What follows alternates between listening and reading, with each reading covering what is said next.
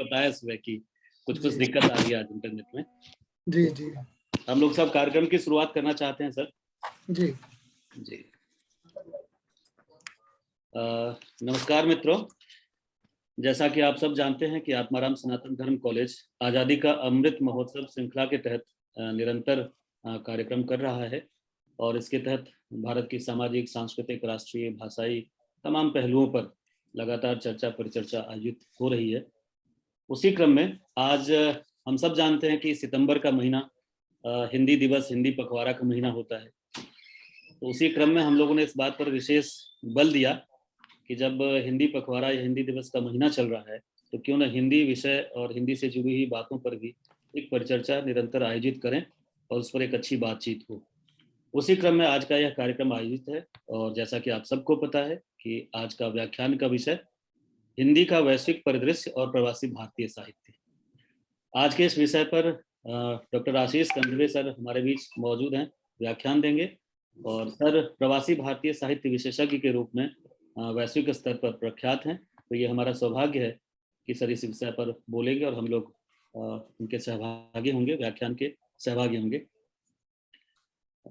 औपचारिक रूप से मैं अरविंद कुमार मिश्र, आत्माराम सनातन धर्म कॉलेज और हिंदी विभाग की तरफ से आज़ादी का अमृत महोत्सव श्रृंखला के अंतर्गत आयोजित होने वाले इस कार्यक्रम में आप सबका स्वागत और अभिनंदन करता हूं।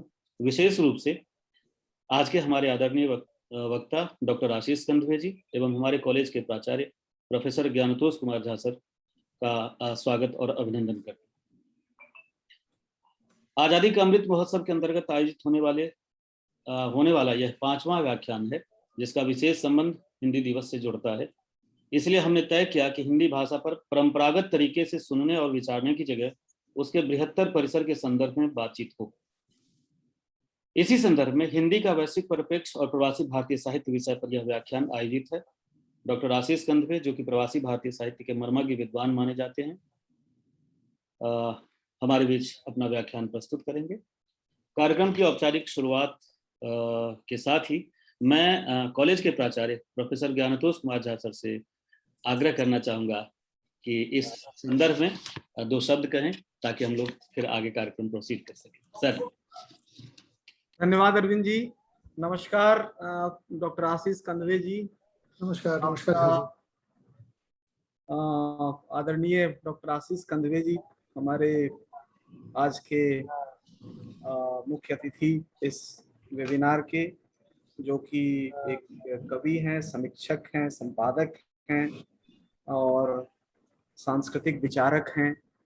मैं आपका आत्माराम सनातन धर्म कॉलेज परिवार की तरफ से स्वागत और हार्दिक अभिनंदन करता हूं और इसके लिए आभार भी व्यक्त करता हूं कि आपने अपने व्यस्त समय से हमारे लिए समय निकाला है, आपने समय दिया इस विषय पर व्याख्यान देने के लिए।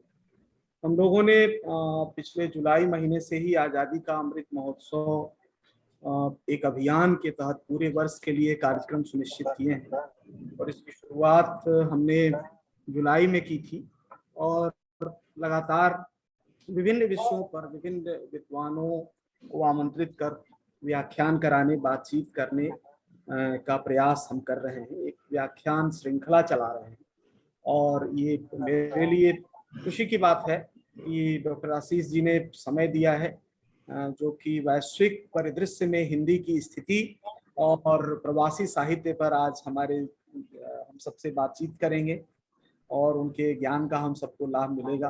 गगनांचल जो बहुत ही सुप्रसिद्ध पत्रिका है, उसके आप संपादक हैं और आपके लेख, आपके विचारों से लोग परिचित हैं, तो आपको सुनने का भी एक सुयोग मिला है, यह भी एक बहुत खुशी की बात है। पुनः आपका स्वागत और हार्दिक अभिनंदन। और अरविंद जी, अब आप औपचारिक करें। बहुत बहुत धन्यवाद सर। आपके प्रेरणा स्वरूप आयोजित इन कार्यक्रमों की रूपरेखा और इन कार्यक्रमों का स्वरूप अपने आप में बहुविध और बहुआयामी रहता है और इसी प्रक्रिया में आज़ादी का अमृत महोत्सव के संदर्भ में हिंदी भाषा और वैश्विक परिदृश्य, उसके वैश्विक परिदृश्य, उसकी वैश्विक उपस्थिति पर ये कार्यक्रम आयोजित है। बहुत बहुत आभार सर। मैं कार्यक्रम को आगे बढ़ाते हुए डॉक्टर आशीष कंधवे से, जो हमारे आज के मुख्य वक्ता हैं, आप सबका एक औपचारिक परिचय कराना चाहूंगा। समकालीन हिंदी जगत में एक प्रखर कवि, संपादक, संस्कृति कर्मी, सामाजिक चिंतक, समीक्षक एवं प्रवासी साहित्य के विशेषज्ञ के रूप में अपने विशिष्ट पहचान रखने वाले डॉक्टर आशीष कंधवे भारतीय सांस्कृतिक संबंध परिषद, विदेश मंत्रालय, भारत सरकार की प्रतिष्ठित पत्रिका गगनांचल के संपादक हैं। संपादन, मौलिक लेखन एवं प्रकाशन के क्षेत्र में आपके पास 20 वर्षों का सुदीर्घ अनुभव है। आप साहित्य जगत की प्रसिद्ध पत्रिका आधुनिक साहित्य के संस्थापक संपादक हैं। यह पत्रिका विगत 10 वर्षों से भारत और ग्रेट ब्रिटेन दोनों जगह से निरंतर प्रकाशित हो रही है। आप पटना से प्रकाशित होने वाली पत्रिका साहित्य यात्रा के भी सलाहकार संपादक हैं। अयोध्या शोध संस्थान, संस्कृति मंत्रालय, उत्तर प्रदेश सरकार द्वारा प्रकाशित होने वाले रामायण विश्व महाकोश के बिहार एवं झारखंड राज्य के संयोजक एवं संपादक हैं। आपके अब तक 5 काव्य संग्रह प्रकाशित हो चुके हैं और 2 संग्रह शीघ्र प्रकाशित होने वाले हैं। आप अब तक कविता, कहानी, आलोचना, आख्यान, विचार से संबंधित 10 से अधिक पुस्तकों का संपादन कर चुके हैं। आप सैकड़ों सरकारी एवं गैर सरकारी संस्थाओं में बतौर कवि, मुख्य अतिथि, अध्यक्ष, वक्ता एवं निर्णायक के रूप में आमंत्रित किए जाते रहे हैं।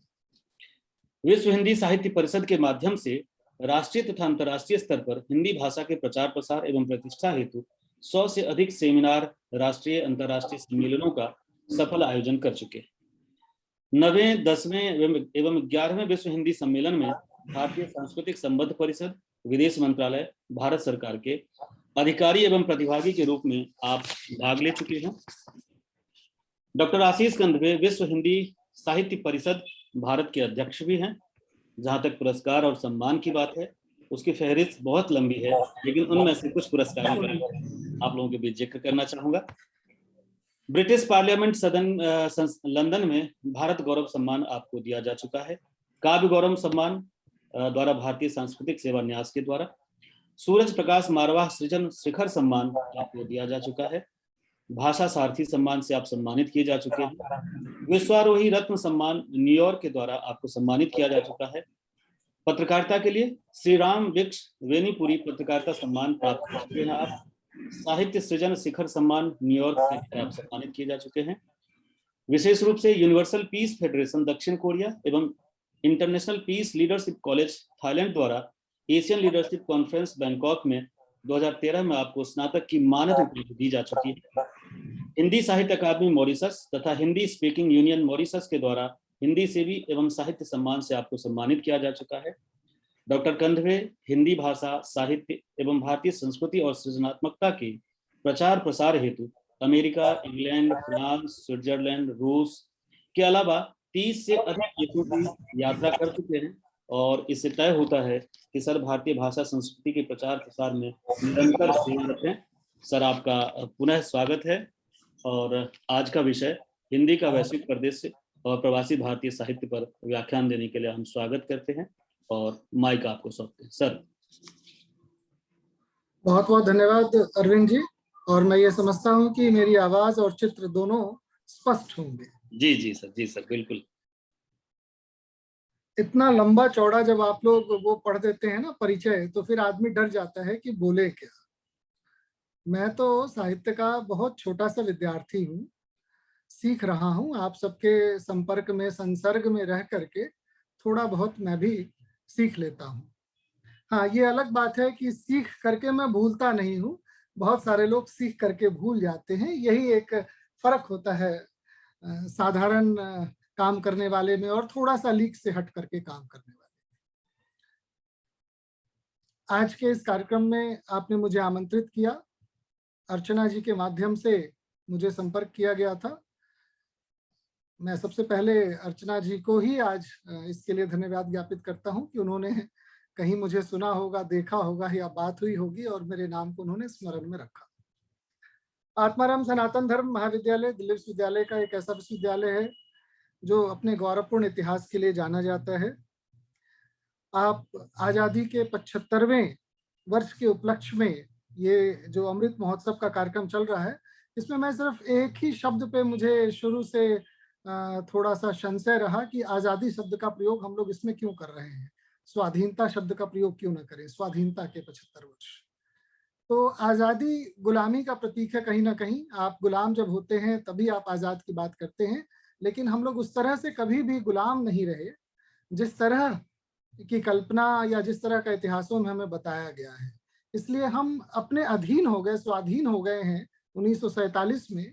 और इस विषय को लेकर के आईसीसीआर की बैठक में भी मैंने अपनी बात रखी थी कि आजादी के अमृत महोत्सव से अच्छा रहेगा स्वाधीनता के अमृत महोत्सव।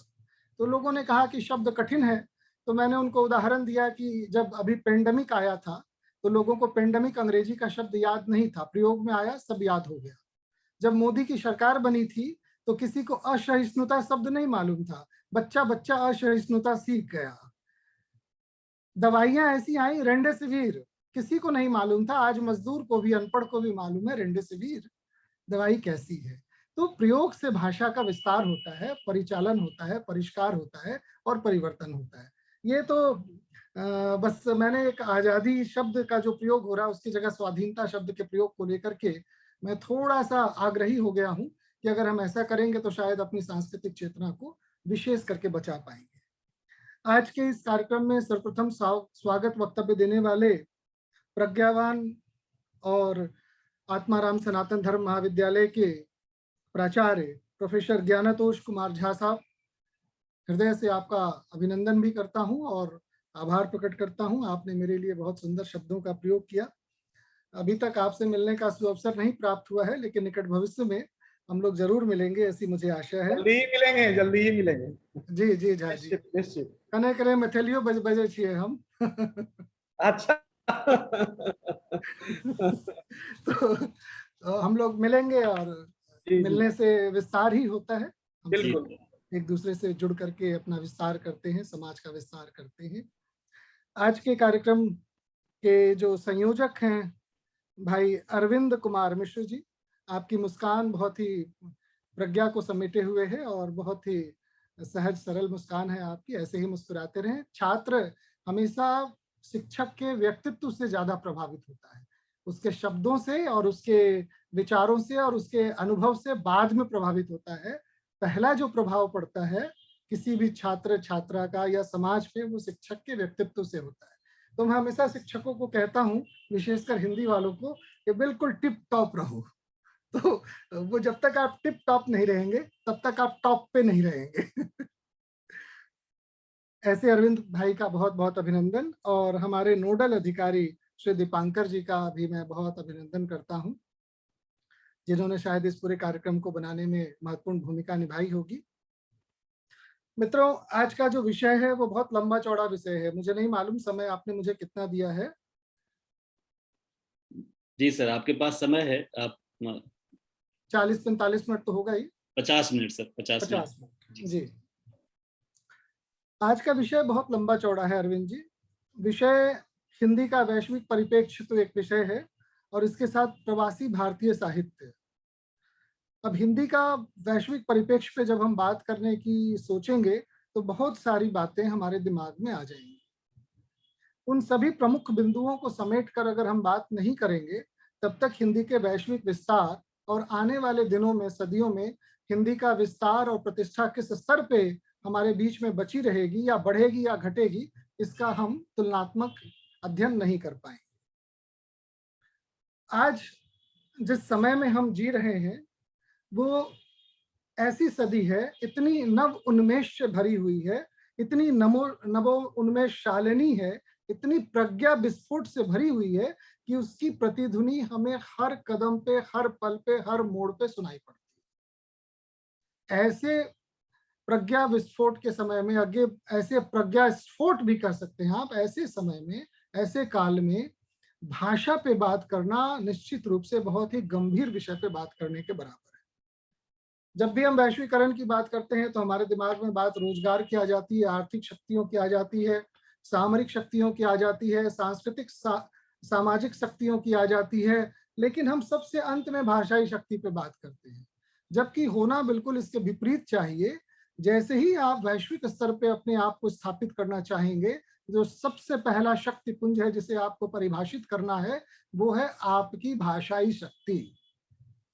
जब तक आप अभिव्यक्त नहीं होंगे, दुनिया के सामने व्यक्त नहीं होंगे, अपनी बातों को समृद्ध, सुसंस्कृत, सुस्पष्ट भाषा में रखना नहीं जानेंगे, तब तक आप वैश्विक नहीं हो सकते। इसलिए जरूरी है कि 21वीं सदी में भारत एक नेतृत्वकर्ता के रूप में पूरे विश्व में दिखाई पड़ रहा है। मैं आज के इस कार्यक्रम में अन्य कई मेरे मित्र भी मुझे दिखाई पड़ रहे हैं, मैं उन सबका एक बार नाम जरूर लेना चाहूंगा। मैं देख रहा हूँ जसपाली जी हैं, जसपाली जी को भी बहुत बहुत नमस्कार, प्रणाम। संजय बाघेल साहब हमारे बहुत अच्छे मित्र हैं, शायद वो भी कार्यक्रम से जुड़े होंगे। मैं देख रहा हूँ विजय मनी भी है, मेरे छोटे भाई के रूप में आप वहाँ सेवाएं प्रदान कर रहे हैं, विजय का भी स्वागत है। और जितने भी शिक्षक आज जुड़े हैं, रश्मि जी जुड़ी हैं, और छात्र छात्राएं, शोधार्थी, सबको यथा योग अभिनंदन। जो जिस उम्र के हैं उसको उस उम्र के अनुसार मैं प्रणाम करता हूँ, आप लोग स्वीकार कर लें। मैं विषय पे बात करूंगा। इस तकनीकी क्रांति के युग में, ऐसे युग में हम लोग जी रहे हैं जब तकनीकी क्रांति हो रही है, सूचनाओं का समय। हमसे गलतियां कहां हो रही है अरविंद जी, कि हम सूचनाओं को ज्ञान समझ रहे हैं। हम इंटरनेट पे जो लिख रहे हैं उसी को भाषा का विस्तार समझ रहे हैं। जो गूगल के माध्यम से हम पढ़ रहे हैं उसी को अध्ययन समझ रहे हैं। तो ये कुछ बहुत मौलिक गलतियां हमारा समाज और कहीं ना कहीं हमारे कुछ शिक्षक वर्ग भी ये गलती कर रहे हैं, जिसके कारण उनकी जो प्रज्ञा चेतना है, उनकी जो सांस्कृतिक अवधारणा को, भारतीय ज्ञान संपदा को, भारतीय ज्ञान परंपरा को उजागर करने की जो निष्ठा थी, जो आत्मबल था, जो आत्मगौरव था, वो कहीं ना कहीं धूमिल पड़ गया है।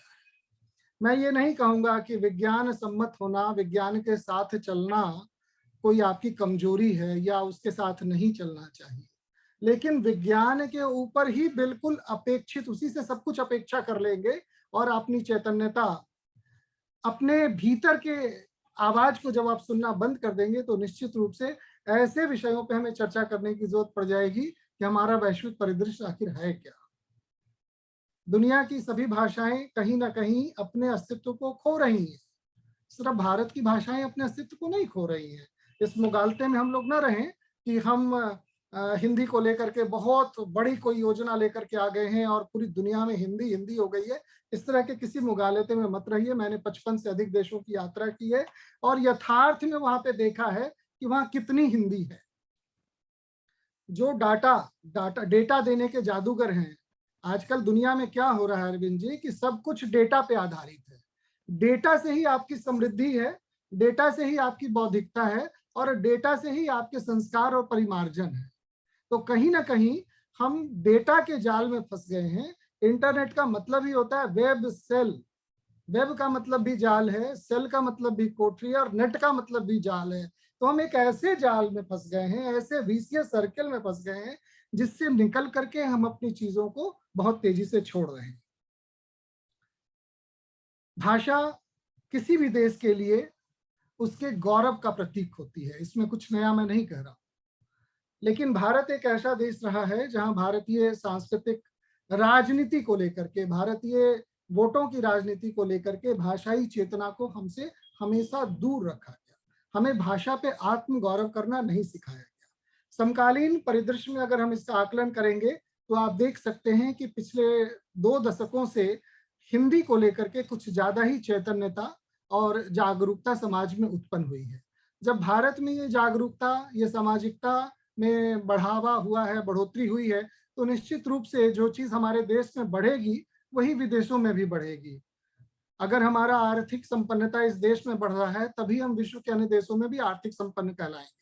इसी तरह से जब तक हम भाषा के रूप में अपने आप को संपन्न नहीं कर लेते, अपनी भाषा पे हम गौरव नहीं कर लेते, आत्मचिंतन नहीं कर लेते, तब तक उसके वैश्विक विस्तार पे बात करना सिवाय डेटागिरी से ज्यादा कुछ नहीं है। जैसे नेतागिरी होती है वैसे ही डेटागिरी है। तो मैं भाषाई डेटागिरी के बिल्कुल खिलाफ हूं। और जब ये दुनिया भर के लोग ये गिनती गिनाना शुरू करते हैं कि 125 करोड़ लोग अब बोल रहे हैं, 130 पहले बोलते थे, आने वाले दिनों में 80 करोड़ लोग बोलेंगे, तो इन सब बातों का कोई खास मतलब नहीं है। इसमें जो निहित बातें हैं, अंतर्निहित, वो मैं कुछ उदाहरणों के माध्यम से आपके सामने रखूंगा। लेकिन उसके पहले मैं ये जरूर आप लोगों के बीच में कहना चाहूंगा कि आखिर एक भाषा को वैश्विक भाषा बनने के लिए किन महत्वपूर्ण बिंदुओं को अपने भीतर समाहित करना है, कौन सी ऐसी विशेषताएं होनी चाहिए कि कोई भाषा वैश्विक भाषा बन जाए।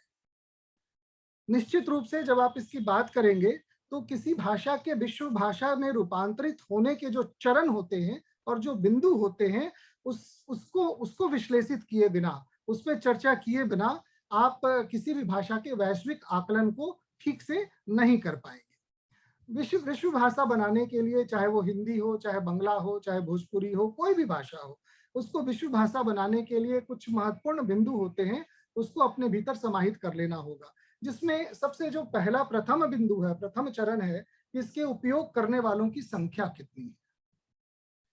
उपयोगकर्ता की संख्या पे भाषा का अस्तित्व और उसका परिचालन, परिष्कार, परिमार्जन निर्भर करता है। एक ये बहुत महत्वपूर्ण बिंदु है। दूसरा बिंदु है कि आप साहित्य के किसी एक विधा में क्या वैशिष्ट रखते हैं। सिर्फ सुदीर्घ साहित्यिक परंपराओं का हवाला देने से काम नहीं चलेगा। आपको ये बताना पड़ेगा कि हिंदी साहित्य की अनेक विधाएं, सारी समृद्ध विधाएं हैं, उनमें से कौन सी ऐसी विधा है जिसमें आप वैश्विक साहित्य का सृजन कर रहे हैं। यानी साहित्य की सुदीर्घ परंपरा को जीवित रखने के लिए किसी एक विधा में वैश्विक रूप से आप उतने ही मजबूत हैं जितनी स्पेनिश, फ्रेंच, अंग्रेजी, जर्मन है, मंडारिन है। तो जब तक उसके बराबर का साहित्य आपके यहाँ सृजित नहीं हो रहा है, तब तक आपकी भाषा विश्व भाषा के रूप में चर्चा में तो रह सकती है, हो नहीं सकती है। तीसरी बहुत महत्वपूर्ण बात है कि आपका जो शब्द भंडार है उसका प्रयोग आप कितना कर रहे हैं।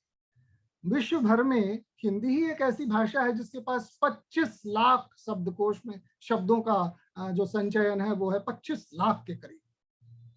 विश्व में और कोई ऐसी भाषा नहीं है। और मैं बताना चाहूंगा अपने सभी शोधार्थियों को और उन शिक्षकों को भी जो शिक्षक के क्षेत्र में नए आए हैं कि हम अपने जीवन भर में, जीवन पर्यंत, Moscow state university, linguistic university में मैं गया था तो वहाँ एक शोध में पढ़ रहा था। वहाँ बताया गया कि विश्व के ज्यादातर लोग, यानी लगभग 95 से 96% लोग अपने जीवन में सिर्फ 2800 शब्दों का ही प्रयोग करते हैं। अब आप बताइए कि जब हम अपने पूरे जीवन काल में सिर्फ 2800 शब्दों का ही प्रयोग करते हैं, जबकि हमारा जो भंडार है वो 25 लाख शब्दों का है, और उन्होंने कहा कि जो बड़े साहित्यकार होते हैं विश्व के, वो 14 से 15,000 शब्दों का प्रयोग करते हैं। बहुत सारी ऐसी भाषाएं हैं जिनका शब्दकोश ही 30,000 शब्दों का है, 35,000 शब्दों का है, 50,000 शब्दों का, इससे ऊपर उनके पास शब्द ही नहीं है। लेकिन हिंदी में हमारे पास तो 25 लाख शब्द हैं। और उसके बाद भी मैंने ये देखा कि मैं ही अपने ही जीवन में ज्यादातर पूरी जिंदगी में जितनी मैंने बातें कही हैं वो सब 1200 शब्दों में सिमटी हुई है। तो ये कैसे होगा? ये एक बहुत महत्वपूर्ण बिंदु है कि आप उसके शाब्दिक अर्थ को, उसके आर्थिक अर्थी संरचना को, शाब्दिक संरचना को और उसके अर्थपूर्ण संरचना को किस तरह से विवेचित करते हैं, और आपके पास कितना बड़ा शब्दकोश है जिस शब्दकोश के माध्यम से आप निरंतर नए तरह का और वैशिष्टता भरा हुआ, विश्व स्तर पे मानक पे खरा उतरने वाला साहित्य का सृजन कर सके। तो एक ये बहुत महत्वपूर्ण बिंदु है कि आपकी शाब्दी और आर्थिक संरचना कैसी है और कितना आपने ग्रहण किया है, समाज में उसका प्रयोग कितना हो रहा है। इसके अलावा एक महत्वपूर्ण बिंदु और है जिस पे अगर हम बात न करें तो आज उसकी विश्व भाषा बनने पे बहुत बड़ा संशय हो जाएगा। वो है ज्ञान विज्ञान के तमाम अनुशासनों में उसका वांग्मय क्या है, उसका सृजन शक्ति क्या है, और उसकी प्रकाशित होने की परिपाटी या परिधि कितनी है, और उसमें किस तरह की सामग्री का प्रकाशन किया जा रहा है। तो ज्ञान विज्ञान सम्मत हिंदी के पास आप सब आश्चर्यचकित होंगे कि पूरी दुनिया में सबसे बड़ी शब्दावली, वैज्ञानिक शब्दावली और कृषि शब्दावली भी भारत के पास है। इतनी बड़ी शब्दावली दुनिया में और किसी के पास नहीं है। वाणिज्यिक शब्दावली में भी लगभग हम प्रथम स्थान पे हैं, लेकिन हम उसका प्रयोग नहीं करते हैं, यह कहकर कि ये संस्कृत निष्ठ है, ये कठिन है, ये फलाना है, ये ढिमकाना है, या फिर हमारी सरकारों ने हमें इस तरह से बनाया कि हम अपनी भाषाई अस्मिता से, भाषाई गौरव से दूर हो जाएं। पर यह तो एक अलग विषय है कि हमें भाषाई गौरव से कैसे दूर किया गया है और इसके लिए कौन कौन से लोग दोषी हैं, उस पर कभी और मेरा व्याख्यान रखिएगा तो मैं सारी परतों को उधेड़ करके रख दूंगा और बताऊंगा कि हमारे निज गौरव से कैसे हमें हटाया गया है। मित्रों, भाषा को वैश्विक स्तर पर स्थापित करने के लिए बहुत जरूरी है कि इसमें नवीनतम वैज्ञानिक अनुसंधानों से अनुप्राणित जो भी विषय है उसको समाहित करने की शक्ति। एक ये बिंदु बहुत महत्वपूर्ण है। एक बिंदु और बहुत महत्वपूर्ण है जिसको हम कहते हैं, आजकल अक्सर आप लोग सुनते होंगे, एक शब्द का प्रयोग होता है सॉफ्ट पावर। ये सॉफ्ट पावर क्या है? ये सॉफ्ट पावर आखिर परिभाषित कैसे होगा? मृदु शक्ति इसको आप हिंदी में कह सकते हैं।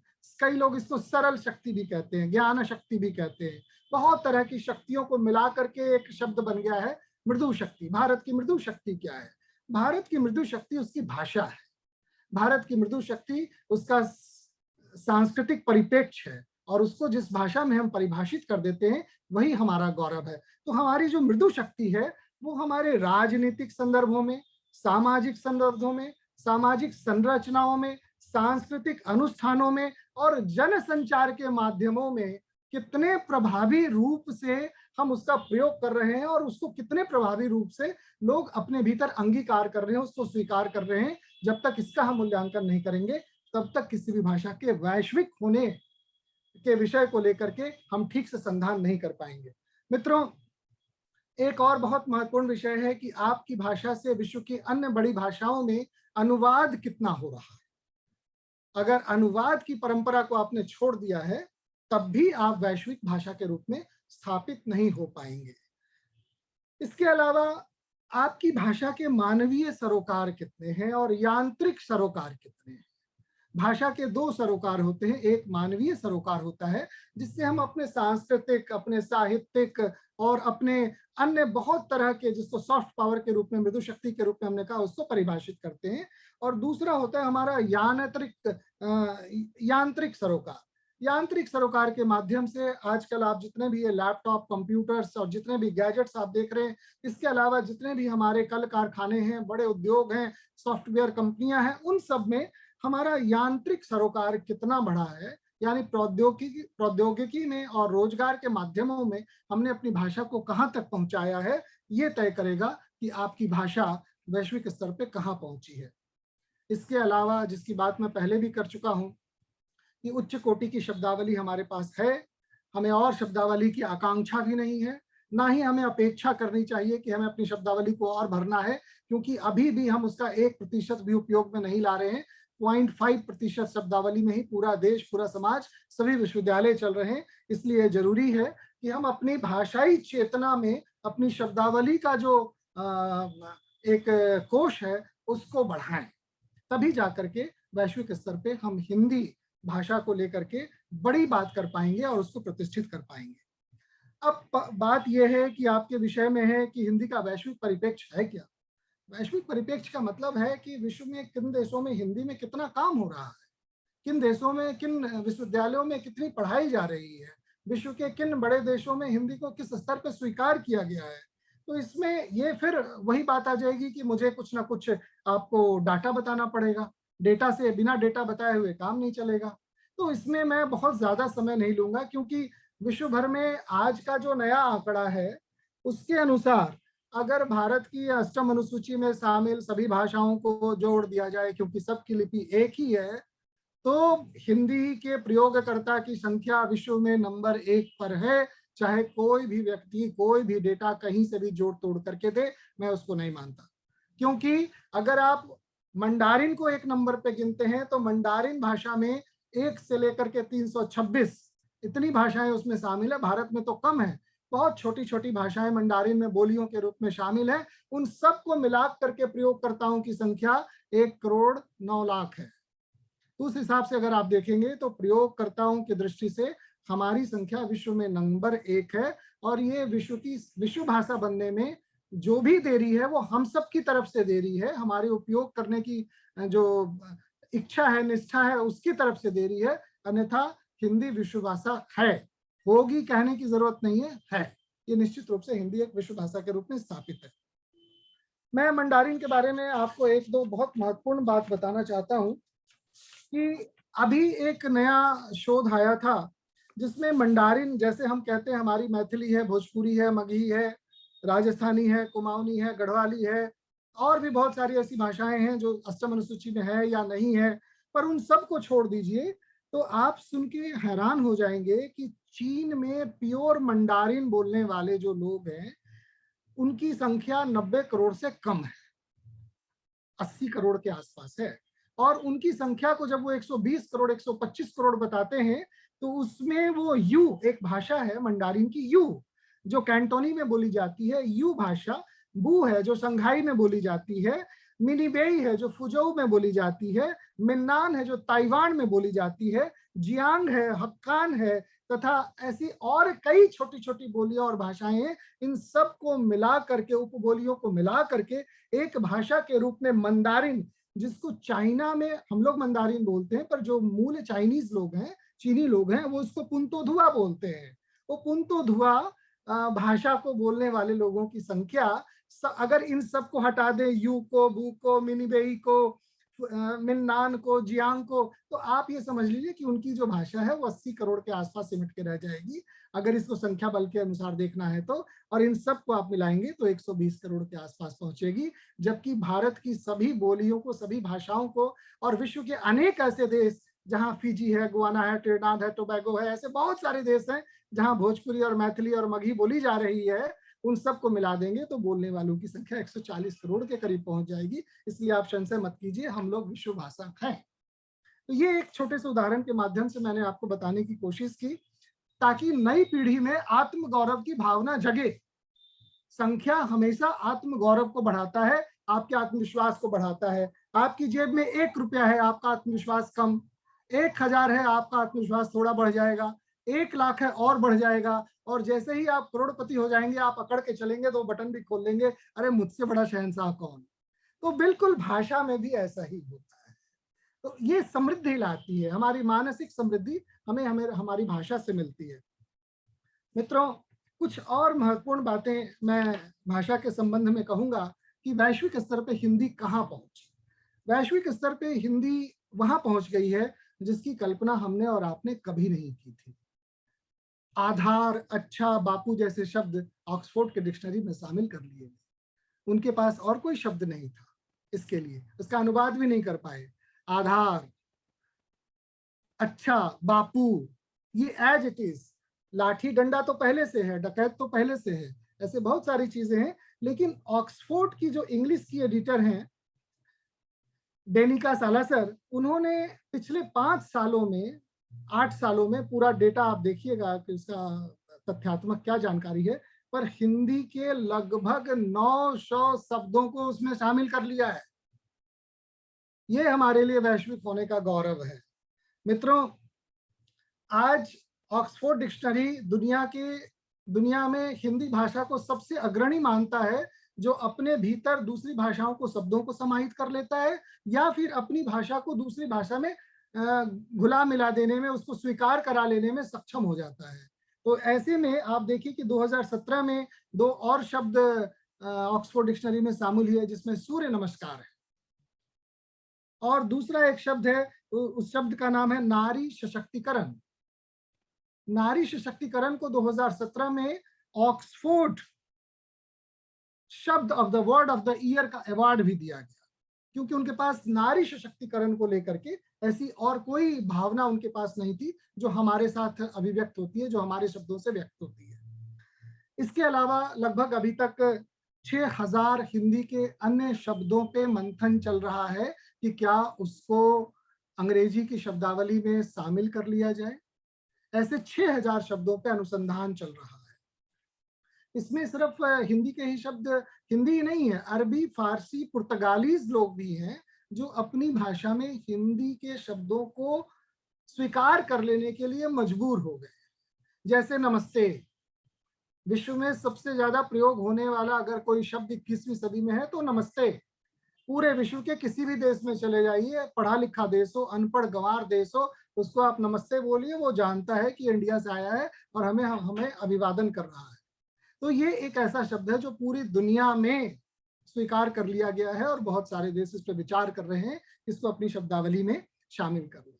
जहां तक विश्वविद्यालयों में पठन पाठन का प्रश्न है, सिर्फ अमेरिका एक देश का मैं नाम लूंगा जहां पे 125 महाविद्यालयों में हिंदी की पढ़ाई हो रही है। एक देश अमेरिका में, और वहां पे आपको प्रारंभिक से लेकर के पीएचडी तक की शिक्षा उपलब्ध है हिंदी में।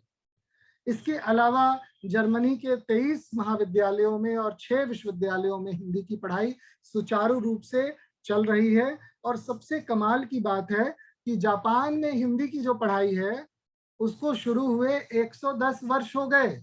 ये 110वां वर्ष है, 111वां वर्ष शुरू हो रहा है जापान के टोक्यो विश्वविद्यालय में हिंदी के विभाग को खुले हुए। तो 111 वर्ष से जापान अपने यहाँ हिंदी पढ़ा रहा है। इसके अलावा जापान और भी कुछ मामलों में हिंदी के लिए बहुत काम करता है, जिसमें टोक्यो से चलने वाला रेडियो जापान या रेडियो टोक्यो है, जिसका निरंतर प्रसारण 1940 से हो रहा है और अभी तक हो रहा है बिना किसी व्यवधान के। ये हिंदी की हमारी वैश्विकता है। इसके अलावा आप इंडोनेशिया जाएंगे तो वहाँ पे इमिग्रेशन पे आपको अंग्रेजी बोलने की जरूरत नहीं है, किसी और भाषा के प्रयोग करने की जरूरत नहीं है। आप हिंदी बोलेंगे और वो आपका संस्कृत में अभिवादन करेंगे, जबकि अभिवादन करने वाला मुस्लिम कम्युनिटी का होता है। जैसे ही आप उनको नमस्ते करेंगे वो आपको कहेंगे ओम स्वस्ति अस्तु। ओम स्वस्ति अस्तु, ओम नमः शिवाय से वो आपका अभिनंदन करेंगे। और संस्कृत निष्ठ हिंदी बोलते हैं, वो अपनी बालिश भाषा भी बोलते हैं लेकिन संस्कृत निष्ठ हिंदी बोलते हैं। इसके अलावा कुछ और बहुत महत्वपूर्ण जानकारी है भाषा के संदर्भ में, क्योंकि मैं थोड़ा सा प्रवासी साहित्य पे भी बात करूंगा। भाषा के संदर्भ में एल्ते विश्वविद्यालय हंगरी जब मेरा जाना हुआ तो वहां पे डॉक्टर मारिया नेजेसी से मेरी मुलाकात हुई। उनसे बातचीत में मुझे पता चला कि यहाँ पे वो लगभग 50 वर्ष से तो विभाग के अध्यक्ष हैं। तो मैंने कहा 50 वर्ष से आप अध्यक्ष हैं तो विभाग कितना पुराना है? तो बोली तुम्हारी उम्र से ज्यादा। मैंने कहा तो आप मेरी उम्र से ज्यादा से तो विभागाध्यक्ष हैं। तो बात यहाँ से चली और 2017 में मेरे साथ डॉक्टर हरीश नवल भी थे। उन्होंने बताया कि इंडोलॉजी और भारतीय भाषाओं का जो विभाग है उसको एल्ते विश्वविद्यालय में 153 वर्ष हो गए। अब आप सोचिए कि एल्ते विश्वविद्यालय हंगरी में 153 वर्ष से 37 बच्चों ने, शोधार्थियों ने सिर्फ प्रेमचंद पे वहां पीएचडी कर लिया है। 12 बच्चों ने रविन्द्रनाथ टैगोर पे पीएचडी कर लिया है। और माफ कीजिएगा, उनकी पीएचडी हमारी तरह से नहीं होती है। उनकी पीएचडी उन सभी मानकों पे खरी होती है जिसे हम रिसर्च कहते हैं। तो रिसर्च उन्होंने जरूर किया है। और उनके बच्चों को जब मैंने सुना, उनके शोधार्थियों को जब मैं सुना, तो मैं हैरान रह गया कि वो क्या सोचते हैं प्रेमचंद के बारे में, रविन्द्रनाथ टैगोर के बारे में। ये हमारा एक वैश्विक परिदृश्य है हिंदी को लेकर के। और भी बहुत कुछ है। सन 1911 में वरानिकोव ने, आप सब जानते हैं कि रामायण का ट्रांसलेशन कर दिया था, रामचरितमानस का उन्होंने अनुवाद कर दिया था रशियन में। और न जाने ऐसे कितने फादर कामिल बुल्के जैसे उदाहरण देने को हैं। मैं आपको 1000 ऐसे उदाहरण दे सकता हूं जो हिंदी के वैश्विक परिदृश्य को बचाए रखते हैं, बनाए रखते हैं और विस्तार के लिए आगे ले जाते हैं।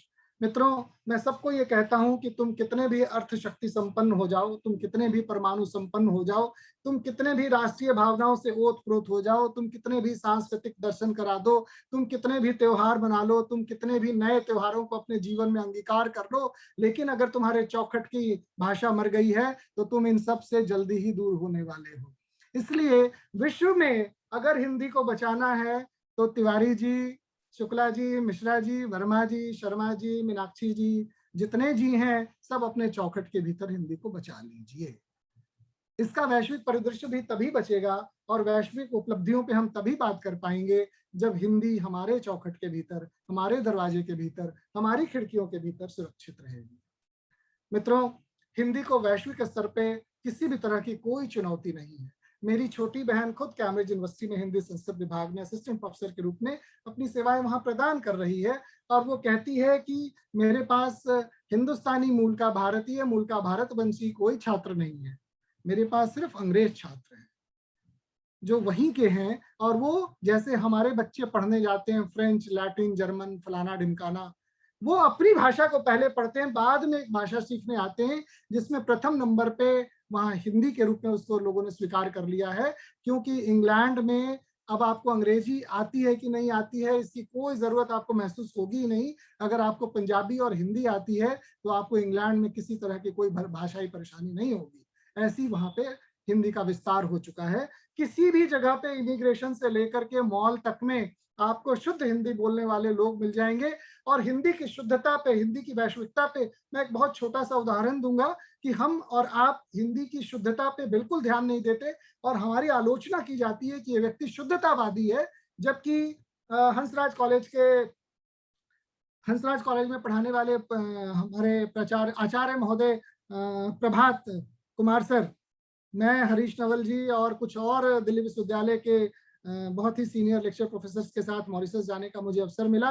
वहाँ अभिमन्यु अनंत से मुलाकात हुई और एक नए वहाँ शिक्षक बने थे विनय गोदारी, जो एमजीआई में पढ़ाते हैं, आजकल असिस्टेंट प्रोफेसर हो गए हैं।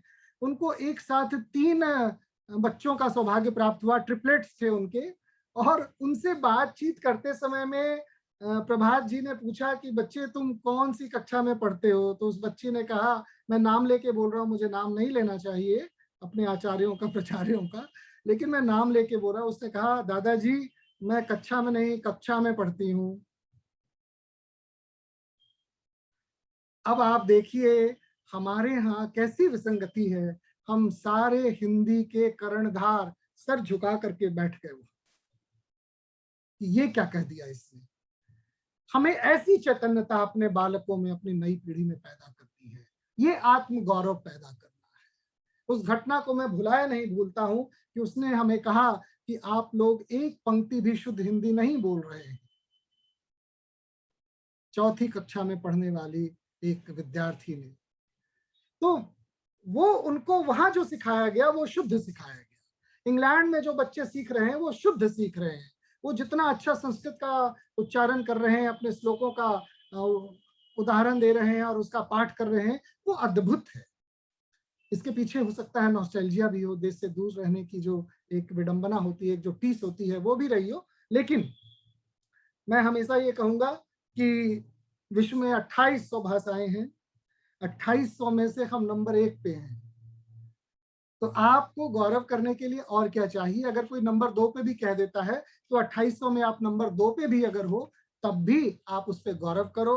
आप उन लोगों को याद करो जिन्होंने इस भाषा के निर्माण में, इस भाषा के परिचालन में और इस भाषा को संस्कारित करने में अपना जीवन लगा दिया है। मित्रों, मैं हनुमान चालीसा की भी बात कर सकता हूं, जिसका रोमानियन में किसने इसको ट्रांसलेट कर दिया, बुखारेस्ट में रहने वाले प्रोफेसर जॉर्ज ने हनुमान चालीसा ही ट्रांसलेट कर दिया बुल्गारियन में। और उन्होंने कहा कि ये इतना सुंदर है कि जब तक बुल्गारियन बच्चे इसको नहीं पढ़ेंगे, नहीं सीखेंगे, तब तक आनंद नहीं आएगा।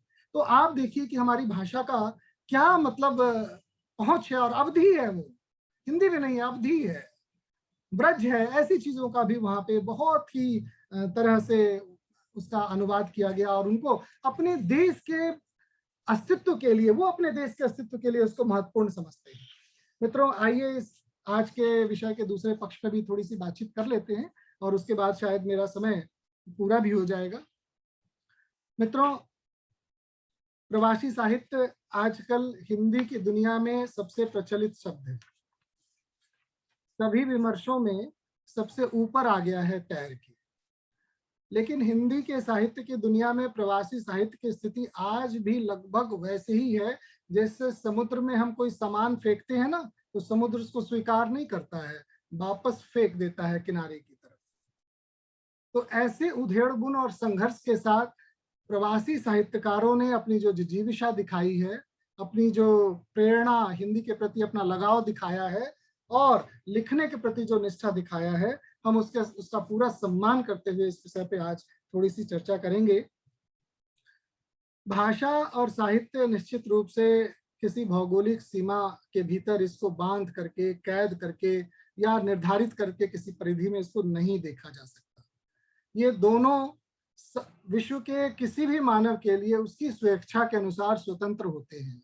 इंडोनेशिया में रहने वाला या होंडुरस में रहने वाला, पता नहीं वो गूगल करके कब उसको ये बात अच्छी लग जाए और वो हिंदी की चीजों को पढ़ना शुरू कर दे, और कब हम स्पेनिश चीजों का अनुवाद करके भारत में हिंदी में उसे पढ़ना शुरू कर दें। ये हमारी सीमाओं का मतलब किसी परिधि में बंधी हुई चीज नहीं है। इसको हर हाल में हमें समझ लेना चाहिए। इसलिए जो हिंदी का प्रवासी साहित्य है, मैं इसको ज्यादातर समय में कुछ परिप्रेक्ष्य को छोड़ करके हिंदी का वैश्विक साहित्य कहता हूँ।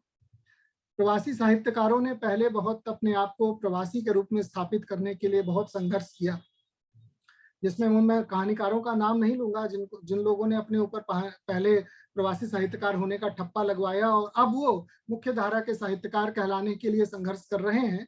तो पहले उनको प्रवासी चाहिए था, मुख्य धारा चाहिए, ये एक अलग विषय है। ये भी विमर्श का बहुत बड़ा विषय है कि आखिर हम किस स्तर पर जाकर के किसको प्रवासी माने।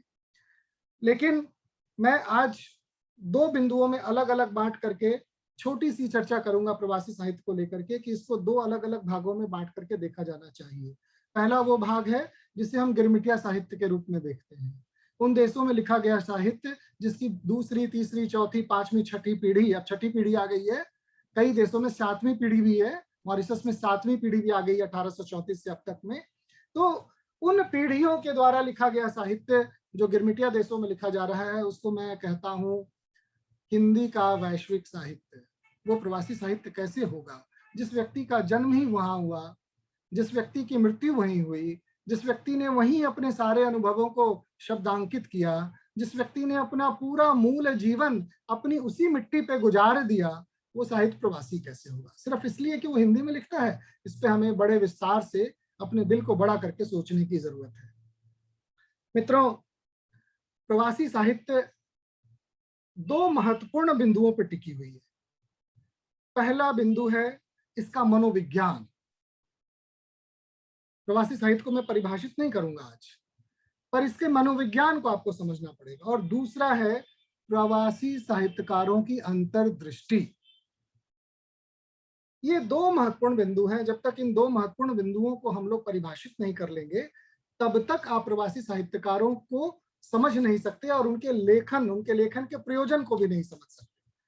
अब आप देखेंगे पिछले 4-5 वर्षों में, 10 वर्षों में, 2021वीं सदी में तो विशेष करके पिछले 10 वर्षों में तो बहुत ज्यादा प्रचलन हुआ, अनेक शोध भी हुए। मैंने भी प्रवासी साहित्य पे कैसे कैसे करके पीएचडी कर ली, वो तो अलग बात है कि थोड़ा बहुत हमने भी उसमें शोध किया। पर मैं ये कहना चाहता हूं कि आज भी नए शोधार्थियों को बहुत कंफ्यूजन है कि प्रवासी क्या है, अप्रवासी क्या है। अजीब अजीब शब्दों का प्रयोग होता है। अप्रवासी क्या है? आ भी है, अ भी है। अब इन तीन शब्दों को आज मैं इसकी परिभाषा पे बिल्कुल नहीं जाऊंगा, वो फिर किसी दिन हम लोग रखेंगे, उस पर हम लोग बात करेंगे कि आखिर ये इस तरह की चीजें कैसे हैं। मॉरिशस वाले अप्रवासी साहित्य क्यों कहते हैं? कई जगह भारत में अप्रवासी साहित्य लिखा जा रहा है, कई जगह प्रवासी साहित्य लिखा जा रहा है। तो बेचारा शोधार्थी क्या करे, किसको क्या माने, कैसे माने, और कौन सी शब्दावली में उसे ढूंढे, कौन सी डिक्शनरी को संपर्क करे? तो ये बहुत एक मुश्किल काम है। इसलिए हमें ये देखना है कि पहले प्रवासी साहित्यकार कौन है, किस तरह का साहित्यकार को प्रवासी साहित्यकार कहा जा सकता है। निश्चित रूप से एक पंक्ति में मैं कहूंगा कि वैसे साहित्यकार को प्रवासी साहित्यकार कहा जा सकता है जिनकी प्रथम पीढ़ी भारत से अलग किसी अन्य देश में सृजनात्मक हो गई है, सृजन कर रही है, कुछ लेखन का कार्य कर रही है। इसके अलावा बाकी लोगों को अभी इसमें समाहित करने की जरूरत नहीं है। अगर इंग्लैंड में कोई तीसरी पीढ़ी लिख रहा है तो निश्चित रूप से वो इंग्लैंड का हिंदी साहित्य है, वो उसका प्रवासी साहित्य बिल्कुल नहीं है। मैं इस बात का पक्षधर हूं। बहुत लोग मुझसे इस बात के लिए कहते हैं भैया ये तो तुम अलग थ्योरी दे देते हो, पर ये थ्योरी है। इससे हिंदी की वैश्विकता बढ़ेगी, हिंदी की स्वीकार्यता बढ़ेगी, भाषा का अस्तित्व बढ़ेगा और भाषा को समझने और जानने वाले लोगों की संख्या में बढ़ोतरी होगी। दूसरा, प्रवासी साहित्यकारों की सृजनात्मकता आखिर किन बिंदुओं पर केंद्रित है, इस पे आपको ध्यान देना पड़ेगा। उनका स्वरूप कैसा है? प्रवासी साहित्यकारों के बारे में बात करने के लिए बहुत जरूरी है कि उनके मौलिक चीजों को भी हम समझ लें कि उनका स्वरूप कैसा है, कौन कौन से प्रश्न उनके अंदर उभर करके आ जाते हैं और कौन कौन से ऐसे विमर्श के बिंदु हैं जिसका उत्तर वो नहीं ढूंढ पा रहे हैं, जिनका उत्तर उन्होंने ढूंढ लिया, उसमें क्या विशेष है। खबरें हमेशा, मैं पत्रकारिता के जब कोई लेक्चर होता है तो मैं कहता हूं खबर वो नहीं है जो अखबारों में छप गई है, खबर वो नहीं है जो टीवी पे दिखा दी गई है, खबर तो वो है जो आपको मालूम नहीं है। तो जो नहीं मालूम है वो खबर है। इसी तरह से आखिर इतने प्रवासी साहित्यकार एक साथ, मैं कुकुरमुत्ता शब्द का प्रयोग नहीं करूंगा क्योंकि उससे उसकी गरिमा कम होती है, लेकिन इतने बरसात में जैसे घास उगता है वैसे प्रवासी साहित्यकार पूरी दुनिया में आ गए हैं। सब लोग कुछ ना कुछ लिख रहा है, कोई मानक नहीं है, कोई मूल्यांकन नहीं है, कोई आलोचनात्मक दृष्टि उस पर नहीं है, सिवाय इसके कि हम और आप वाह वाह वाह वाह कर। तो मित्रों, इससे भी इसके इसके आसपास भी आपको चहलकदमी करनी पड़ेगी और एक बार इसका मूल्य बोध भी आपको देखना पड़ेगा कि आखिर इसकी अंतर्दृष्टि है क्या और इस प्रवासी साहित्यकारों का मनोविज्ञान क्या है। मित्रों, प्रवासी साहित्य असल में अस्मिता का मुद्दा है। ये उनके निज गौरव का, निज सम्मान का, निज अपने व्यक्तित्व के पहचान का मुद्दा है। ये उनकी अस्मिता का मुद्दा है और इसी अस्मिता के मुद्दे को जब मैं स्पष्ट रूप से कह देता हूं तो फिर बहुत सारे लोग मुझसे नाराज हो जाते हैं कि आपने ये क्या कहा। अरे मैं इसलिए कह रहा हूं कि किन परिस्थितियों में आपने साहित्य का सृजन किया। ऐसा क्या था कि आप निरंतर हिंदी में लिख रहे हैं और जिस देश में लिख रहे हैं वहां आपको कोई नहीं जानता है, 10-20-50 लोगों को छोड़ करके उस देश के लोगों ने आपको बिल्कुल स्वीकार नहीं किया है, लेकिन भारत की ओर ही आप देख रहे हैं। इसका मनोविज्ञान क्या है और इसकी अंतर्दृष्टि क्या है, इसमें अंतर्निहित क्या है, इसको भी हमें देखना पड़ेगा।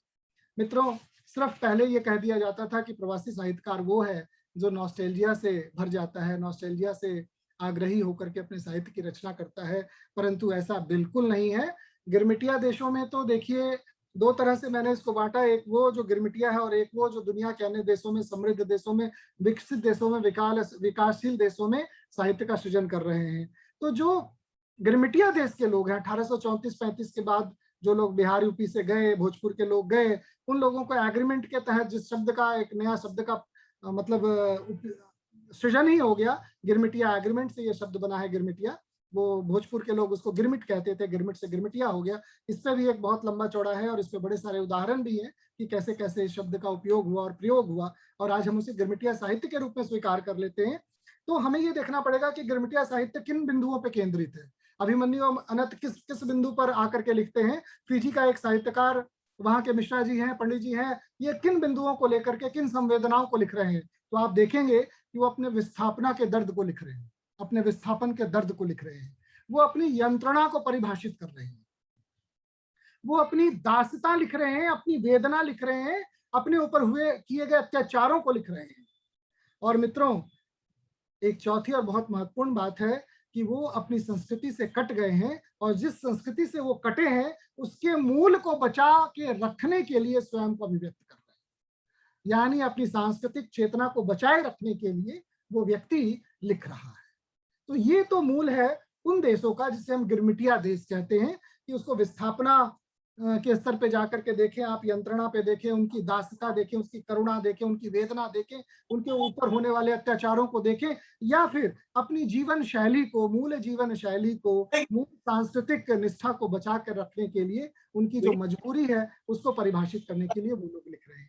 दूसरा जो है वो देश है जिसमें England, America, Germany, France, Denmark, Norway, ऐसे बहुत सारे देश हैं, ऑस्ट्रेलिया, न्यूजीलैंड, ऐसे बहुत सारे देश हैं जहाँ पे हिंदी के साहित्यकार निरंतर लिख रहे हैं।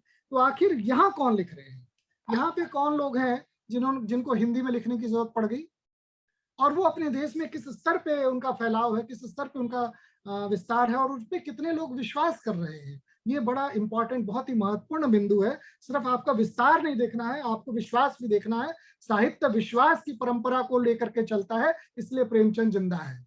वो जो कहते थे वो विश्वास की धरातल पे, जमीनी हकीकत पे यथार्थ है और आज भी है।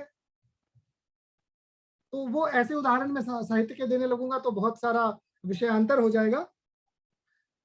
इन देशों में जो गए, जिसको हम समृद्ध देश कहते हैं, विकसित देश कहते हैं, विकासशील देश कहते हैं, वहां जाने वाले लोगों की क्या मजबूरी थी और किस कारण से वहां गए और क्यों लिखा, तो उसमें निश्चित रूप से कई लोग बेहतर नौकरी की तलाश में गए। अरविंद भाई वहां नौकरी की तलाश में गए और खाली समय में लिखना शुरू कर दिया। क्यों खाली समय में लिखना शुरू किया मैं ये भी बताऊंगा। कई लोग बेहतर जिंदगी की तलाश में चले गए, दिल्ली में पॉल्यूशन बहुत है, पटना में शोर बहुत है, इंग्लैंड चले जाएंगे। तो वो समृद्ध लोग थे, वो इंग्लैंड चले गए। डॉक्टरी पटना में करके क्या करना है, पटना के 455 डॉक्टर सिर्फ इंग्लैंड में एक शहर बर्मिंघम में रहते हैं। सोचिए अगर वो डॉक्टर बिहार में होते तो बिहार का कितना बड़ा कल्याण हो रहा होता। तो ये ब्रेन ड्रेन है हमारा। साहित्यकार के पास तो ब्रेन है ना, बुद्धिजीवी है, तो ये ब्रेन ड्रेन है हमारा। इस ब्रेन ड्रेन भी एक अलग विषय है कि क्यों भारत में इतना ब्रेन ड्रेन हो रहा है। मित्रों, इसके अलावा कौन सा और ऐसा विषय है जिसके कारण वो चले गए। पश्चिम की दुनिया से आकर्षित होकर के जाने वालों की संख्या भी बहुत है। तो वो वहां चले गए, लेकिन करें क्या, वहां बस भी गए, घर भी खरीद लिया, सब कुछ कर लिया, मौज भी है, मस्ती भी है, लेकिन फिर भी मानसिक शांति नहीं है, भारत की याद आती है, वो पश्चिम के आकर्षण से चले गए। तो वे कारण है जिसके कारण से वो लिखते हैं। कई लोग बाजारवाद की चपेट में आके चले गए कि भारत में तो यार 20 बरस लग जाएगा पैसा कमाने में, डॉलर पाउंड में कमाएंगे, जल्दी पैसा कमा लेंगे, लौट आएंगे। वो कभी लौट के नहीं आए। जिसमें प्राण शर्मा जैसे लेखक हैं, जिन्होंने अपनी आत्मकथा में, अपनी कहानियों में लिखा है कि भैया मैं तो गया था 5 साल के लिए पैसा कमाने, पर मैं लौट नहीं पाया, और पंजाब इसका उत्कृष्ट उदाहरण है। हजारों ऐसे लोग हैं जो पैसा कमाने गए थे लेकिन वो लौटे नहीं, और फिर वहां जाकर के अपने अपने आप को अभिव्यक्त करें, अपनी पीड़ा को व्यक्त करें, अपने नॉस्टैल्जिया को व्यक्त कर रहे हैं, और अपने एकांकीपन को परिभाषित कर रहे हैं। जो उनकी सामाजिक विद्रूपता है, उससे उससे सामंजस्य उनका नहीं बन पाया है, उसको वो लिख रहे हैं। ये प्रवासी साहित्य के मूल में है मित्रों। इसके अलावा गिरमिटिया देशों की तुलना में अगर इनके साहित्य को आप देखेंगे तो आप पाएंगे कि यहाँ पे ज्यादातर साहित्य बहुत गहरी संवेदनाओं को समेट करके नहीं लिखा जा रहा है। गिरमिटिया देशों में जैसे अभिमन्यु अनंत ने लिखा लाल पसीना, तो लाल पसीना लिखने के पीछे, लाल पसीना उन्होंने क्यों लिखा था, मैं एक पंक्ति में बताऊंगा कि जेठ की दोपहरिया में जब मजदूर खेत में काम करता था कि जमीन खोदोगे और सोना निकलेगा, और ऊपर से जब उसकी स्पीड कुदाल चलाने की कम हो जाती थी और पीठ पर उसको हंटर से मारा जाता था, तो जो पसीना, खून बहने रिसने वाला, हंटर की चोट से बहने वाला खून और पसीना जो मिल जाता था, उसकी वेदना को उन्होंने लिखा है लाल पसीना। और लाल पसीना पे तो मैं अकेले एक पूरा दिन लगा सकता हूं आपका, कि उन्होंने कितनी संवेदनाओं को किस स्तर पे ले जाकर के समेट लिया। दूसरा एक बहुत महत्वपूर्ण बिंदु है प्रवासी साहित्यकारों का, जो दूसरे देशों में जाकर के लिख रहे हैं, कि उनकी संवेदनात्मक स्तर में क्या बदलाव हुआ, किन संवेदनात्मक धरातल से वो छूट गए और किस नए संवेदनात्मक धरातल पर आकर के वो पटक दिए गए या पकड़ लिए गए। तो इससे भी आपको इसकी पड़ताल करनी पड़ेगी, तब जाकर के आप प्रवासी साहित्यकारों के पूरे परिधि को जान पाएंगे। मित्रों, ये जो यूरोप में गए, इंग्लैंड में गए, जर्मनी जापान में गए, ऑस्ट्रेलिया न्यूजीलैंड में गए, सिंगापुर में, रशिया में गए, इनकी सोचने की परिधि अलग थी गिरमिटियाओं से। ये दूसरे परिधि में था, इनका सरकमफ्रेंस दूसरा था, इनका एटीट्यूड भी दूसरा था, इनकी सांस्कृतिक चेतना भी अलग थी, इनकी मान्यताएं भी अलग थी। ये जो इन देशों में गए प्रवासी साहित्यकार, जिसको मैं प्रथम पीढ़ी के प्रवासी साहित्यकार के रूप में पहचानता हूं, इनका मूल्यांकन करने का जो नजरिया था, दृष्टिकोण था, वो भी अलग था। इनकी सामाजिक परिस्थितियां अलग थी, इनकी आर्थिक परिस्थितियां भी अलग थी, और इनका शैक्षणिक स्तर भी अलग था, इनकी जीवन शैली अलग थी, और इनकी अभिलाषाएं और अपेक्षाएं भी अलग थी। इसलिए मैं इनको कहता हूं कि इन लोगों ने जो भी लिखा है, ये अपनी अस्मिता की लड़ाई के लिए लिखा है, अपनी अस्मिता को परिभाषित करने के लिए लिखा है। चाहे तेजेंद्र शर्मा की कहानी हो मौत एक मध्यांतर, या कृष्ण कुमार की कहानी हो नो सिबलिंग प्लीज, या फिर अमेरिका में बैठ करके कमरा नंबर 103 लिखती हो उषा राजे, सुधा ओम ढींगरा, या फिर उषा राजे लिखती हो, अनिल प्रभा लिखती हो, इन सब की कहानियों में कहीं ना कहीं उनकी अस्मिता की लड़ाई है। चाहे वो सांस्कृतिक अस्मिता हो, चाहे वो मानसिक अस्मिता हो, या अपने देश से दूर हो जाने की भाषाई अस्मिता की लड़ाई हो। तो इन बिंदुओं पे जब हम लोग बात करेंगे, तब जाकर के प्रवासी साहित्य को थोड़ा बहुत समझ पाएंगे, क्योंकि आज का समय बहुत कम है। और मैं एक और बिंदु की ओर आप लोगों का समय ध्यान आकर्षण कराना चाहूंगा, कि पूरे विश्व में इन गिरमिटिया देशों को छोड़ करके इंग्लैंड में, अमेरिका में कोई स्थायी संस्कृति का निर्माण नहीं हुआ, आज भी नहीं। ये जो यूरोपीय देश है, इनके पास कोई स्थायी संस्कृति, जैसे भारत की एक स्थायी संस्कृति है, सनातन, चीर नूतन, चीर पुरातन, जो भी विशेषण आप लगाना चाहें, हमारे पास एक संस्कृति है, हमारे भू की एक संस्कृति है, हमारे परिधि की एक संस्कृति है, हमारे सौर मंडल की एक संस्कृति है, हमारे आकाश की एक संस्कृति है, हमारे घरों की एक संस्कृति है। तो ये संस्कृति वहां नहीं थी। तो इस संस्कृति से जो विलग होने का दर्द था, ये कहीं ना कहीं उनके साहित्य में, उनके लेखन में और उनकी कहानियों में, उनकी कविताओं में झलकने लगा। इसलिए मैं कहता हूं कि टेम्स में वो गंगा ढूंढने लगे और फ्रांस के रिवर साइन में ब्रह्मपुत्र। ये ऐसे नहीं ढूंढ रहे थे, ये स्वयं को इतना खाली, इतना अकेला महसूस कर रहे थे वहां के साहित्यकार, कि उनको टेम्स में गंगा दिखाई देती थी। मैं नाम नहीं लूंगा, रचनाकार सब आप लोग जानते हैं। और साइन में ब्रह्मपुत्र ढूंढ रहे थे कि फ्रांस में ब्रह्मपुत्र बह रही है और कैसे बह रही है, उसका उन लोगों ने विवरण अपने अपने हिसाब से दिया। हिंदी के विराट विपुल साहित्य संसार को निश्चित रूप से हिंदी के वैश्विक साहित्य के रूप में आप स्वीकार करें या प्रवासी साहित्य के रूप में स्वीकार करें, इन लोगों ने हमें समृद्ध किया है, इसमें कोई दो मत नहीं है। और ये भाषा के हमारे एम्बेसडर के रूप में, हमारे भाषा कर्मी के रूप में उन देशों में हमारा प्रतिनिधित्व भी कर रहे हैं, संस्कृति कर्मी के रूप में हमारी संस्कृति को बचा भी रहे हैं और बढ़ा भी रहे हैं। बात इतनी सी है कि हम लोग किस स्तर पे अपने देश में इन माध्यमों को, इन प्रयोजनों को, इन उपक्रमों को बचाने में सफल और संतुष्ट रहे। हमारी संतुष्टि की भी एक सीमा होती है, जब तक हम संतुष्ट नहीं होंगे तब तक हम किसी कार्य को सफल नहीं मान सकते, संतोषजनक कहा जाता है। तो फिलहाल जो प्रवासी साहित्यकारों का विस्तार है और विश्व भर में हिंदी भाषा का जो विस्तार है, उसको सफल नहीं कहा जा सकता, संतोषजनक कहा जा सकता है। तो हम संतोषजनक स्थिति में हैं, लेकिन हमें उस स्थिति में ले जाना है जब हम सफल की श्रेणी में अपने आप को कहें। विश्व के सभी बड़े मान्यता प्राप्त संस्थाओं में हिंदी का प्रयोग हो, लेकिन उससे पहले जरूरी है कि भारत के सभी कार्यालयों में भारत के क ख ग क्षेत्र जैसे बांटे गए हैं, उन क्षेत्रों का वर्गीकरण को फिर से परिभाषित किया जाए। ये वर्गीकरण गलत है, बिल्कुल गलत है। इस वर्गीकरण के कारण हमें बहुत नुकसान हो रहा है और उसके कारण हमारे यहाँ भाषाई विद्रूपता फैल रही है। इस सब पर हमें फिर से एक बार, अभी बहुत ही राष्ट्रवादी सरकार है जो भाषा, संस्कृति, हमारे कल्चर, हमारे मिथक, हमारे प्रतीक, उन सब पे काम कर रही है। ऐसे समय में एक नए साहित्यिक संसार को हम लोग समृद्ध करने के लिए अपनी भाषा और अपने साहित्य, विशेषकर प्रवासी साहित्यकारों के लिए भी मैं कहूँगा कि वो उसके भाव भूमि को समझे, उसके मनोभूमि को समझे और उसके बाद अपना सृजन करें, एक नए विचार से दुनिया को अवगत कराएं, एक नए तरह की संवेदना से समाज को संपृक्त करें और एक नई जीवन दृष्टि देने का काम करें। मित्रों, मैं समझता हूं कि बोलने के लिए तो निरंतर बिना पानी पिए मैं 2-3-4 घंटे बोल लेता हूं, इसलिए ज्यादा बोलना भी कई बार नुकसानदायक हो जाता है। मैं समझता हूं कि मैंने अपनी बात संक्षेप में रखी है। आज मैंने उदाहरण नहीं दिए हैं, मैंने कुछ कहानियों के उदाहरण रखे थे निकाल करके, लेकिन मैं एक उदाहरण दे करके प्रवासी साहित्य का अपनी बात को समाप्त करूंगा।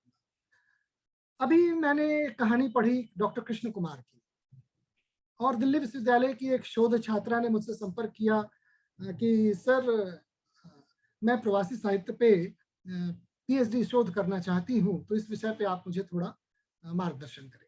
तो मैंने कहा तुम्हारा विषय क्या है? तो उसका विषय बहुत ही अच्छा था, वो प्रवासी साहित्यकारों के संवेदनात्मक बदलाव और उसके मूल्यांकन पे वो काम करना चाहती थी, जो बिल्कुल ये विषय भी कहीं ना कहीं किसी समय में मैंने हिंदू कॉलेज के एक सेमिनार में रखा था, तो उस पर ये बातचीत चली थी और हिंदू कॉलेज की स्टूडेंट है, तो उस पर चर्चा चली और ये विषय भी शायद उनका स्वीकृत हो गया है या होने वाला है, जो भी है। तो मैंने उनको बताया कि प्रवासी साहित्यकारों में संवेदना का जो बदलाव हुआ है वो कैसे हुआ है। कृष्ण कुमार की मैंने कहानी पढ़ी, नो सिबलिंग प्लीज। कहानी का शीर्षक विशुद्ध अंग्रेजी में था। कृष्ण कुमार एक ऐसे कहानीकार हैं जिसकी चर्चा विश्व में बहुत कम होती है और वो उनको इंग्लैंड के भीष्म पितामह के रूप में देखा जाता है। सन 1961 से वो इंग्लैंड में रह रहे हैं और निरंतर कथा, कहानी, आलोचना, समालोचना, कालगणना, हमारे मिथकीय लेखन, ऐसे बड़े गंभीर विषयों पे अपना लेखन कर रहे हैं। उस कहानी में उन्होंने लिखा कि एक परिवार जो भारतीय मूल का था, इंग्लैंड में बसा था, उसके परिवार में एक शिशु का जन्म हुआ और पहले से उस घर में एक लड़का था, 6 वर्ष का बालक था उस परिवार में, पति पत्नी और एक बालक 6 वर्ष का। उसके घर में एक छोटी सी गुड़िया का जन्म हुआ, लेकिन जिस दिन से उसका जन्म हुआ उस परिवार में उदासी छा गई, क्योंकि 6 वर्ष के बच्चे ने अपनी छोटी बहन को स्वीकार करने से मना कर दिया और उसने कहा कि मुझे किसी कीमत पर यह बहन स्वीकार नहीं है। ये देखिए, इंग्लैंड में रहने वाले, बर्मिंघम में रहने वाले परिवार में वहां की सामाजिक विद्रूपता कैसे भरी है और एकाकीपन, अकेलेपन में जीने की आदत का कैसे उसको हनन, उसकी स्वतंत्रता का हनन हो रहा था। इस कहानी के माध्यम से उन्होंने उसको परिभाषित किया है कि उस बच्चे ने उसको स्वीकार नहीं किया, समय कटता चला गया, उसकी माता को नौकरी छोड़नी पड़ गई और वो घर में रहने लगी कि कहीं बच्चे को कोई नुकसान न पहुंचा दे। ऐसे करके 6 महीने गुजर गए, बच्ची 6 महीने की हो गई।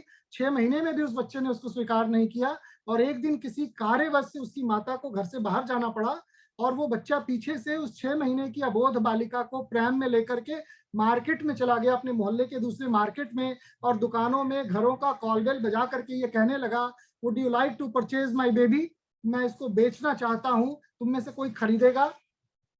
अब देखिए 6 वर्ष का बच्चा और एक 6 माह की बच्ची के बीच में कैसा अंतर्द्वंद है। वो 6 माह का बच्चा 6 माह के बच्चे को स्वीकार नहीं करता है और 6 वर्ष का बच्चा उसे बाजार ले जाता है कि मेरे घर में ये गलती से इसका जन्म हो गया है, मैं इसको बेचना चाहता हूं। तो ये प्रवासी साहित्यकारों के द्वारा लिखे जाने वाले वहां के मनोभूमि पे, वहां की मरुभूमि पे जो लिखी जाने वाली संवेदना है और उसमें होने वाले जो बदलाव हैं उसको अंकित किया गया है। ऐसे अनेक उदाहरण, अनेक कहानियां मैंने पढ़ी हैं, अनेक विश्लेषण मैंने लिखे हैं, समीक्षाएं लिखी हैं। मैं बहुत सारे ऐसे आपको उदाहरण दे सकता हूं जिसमें अपनी प्रेमिका के लिए अपने 12 साल तक पाल के रखे गए कुत्ते को सिर्फ इसलिए फांसी पर लटका देता है क्योंकि उसकी प्रेमिका कहती है कि मुझे कुत्तों से नफरत है, मेरे सामने इसको फांसी पर लटका दो। तो देखिए एक भारतीय परिवार की संवेदना किस स्तर पर जाके मर जाती है, जहां सभी जीवों में हम आत्मा को देखते हैं, सभी जीवों के मौलिक जीवन को बचाए रखने की हम प्रतिज्ञा करते हैं भारतीय संस्कृति में। वहां वो भारतीय मूल का एक व्यक्ति उस कुत्ते को अपने ही घर में बालकनी से टांग करके फांसी दे देता है और कहता है कि मेरी जो प्रेमिका है वो ज्यादा महत्वपूर्ण है, इस कुत्ते की जान का कोई परवाह नहीं है, इसका कोई मूल्य नहीं है। तो मित्रों, इस तरह की संवेदनात्मक परिवर्तनों के साथ नया प्रवासी साहित्य लिखा जा रहा है जो निश्चित रूप से आने वाले समय में एक नए द्वार को खोलेगा, कुछ नई खिड़कियां खोल देगा, एक नए आकाश को जन्म देगा। और मैं ये समझता हूं कि उस आकाश में बहुत सारा नीलाभ होगा, बहुत सारा नीलापन होगा और बहुत सारा विस्तार होगा। इन्हीं बातों के साथ आप सबने मुझे इतने ध्यान से सुना, मैं आप सबका आभार प्रकट करता हूं और आशा करता हूं कि मैंने जो कहा उसमें से कुछ बातें शायद आपके लिए उपयोगी रही होंगी। बहुत बहुत धन्यवाद, बहुत बहुत आभार। बहुत बहुत आभार सर। विषय बहुत व्यापक था, लेकिन हमें पता था कि आपकी दृष्टि और आपका अध्ययन भी उतना ही ज्यादा व्यापक और उतना गहरा है। इसीलिए कम समय के भीतर हिंदी के वैश्विक परिप्रेक्ष्य पर प्रकाश डालते हुए प्रवासी भारतीय साहित्य को सामने लाना और प्रवासी भारतीय साहित्य को विशेष अर्थों में, विशेष संदर्भों में कैसे देखा जाए, उसके अध्ययन का विशेष महत्व क्या है, इसे आपने बहुत बारीकी से हमारे सामने रखा। हम आपके बहुत बहुत आभारी हैं। ये हमारे लिए सौभाग्य की बात थी कि आपकी विषय विशेषज्ञता और आपके ज्ञान को हम लोग इस मंच के माध्यम से साझा हो पाए उसमें। और आपने बहुत सही बताया, एक बहुत महत्वपूर्ण बात की तरफ आपने इशारा किया। अमूमन प्रवासी भारतीय साहित्य कह के जितने तरह बाहर लिखे जा रहे हैं साहित्य, उन सबको प्रवासी भारतीय साहित्य कह दिया जाता है, लेकिन आपने बहुत खूब कहा कि उसका एक बड़ा हिस्सा है जिसे वैश्विक हिंदी साहित्य कहा जाना चाहिए।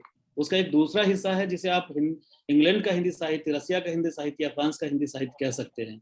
और दोनों का घालमेल करके हिंदी की वैश्विकता को भी कहीं ना कहीं आप धुंधला करते हैं और प्रवासी भारतीय साहित्य की जो विशिष्टता है उसको भी कहीं ना कहीं आप नजरअंदाज करते हैं। प्रवासी भारतीय साहित्य के बारे में ये और इस तरह से देखने की बात मैंने निजी तौर पर पहली बार सुनी और पहली बार जाना है।